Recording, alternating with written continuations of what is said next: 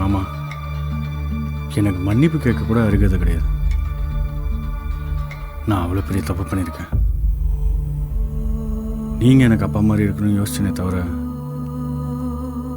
உங்கள் பொண்ணுக்கு நான் அப்பா மாதிரி இருக்கணும்னு யோசிச்சதே இல்லை மாமா. எல்லா பொண்ணுங்களும் அப்பா மாதிரி மாப்பிள்ளை வேணும்னு நினைப்பாங்க. அப்போ எனக்கு புரியல, இப்போ தான் எனக்கு புரியுது. உங்கள் பொண்ணை விட்டுட்டு போக சொல்லி கேட்குற அருகதை எனக்கு இல்லை. உங்களுக்கு மன்னிக்கிற மனசு இருக்கு, என்னை மன்னிச்சிருங்க மாமா. நீங்கள் உங்கள் பொண்ணு விஷயத்தில் என்ன முடிவெடுத்தாலும் எனக்கு ஓகே மாமா.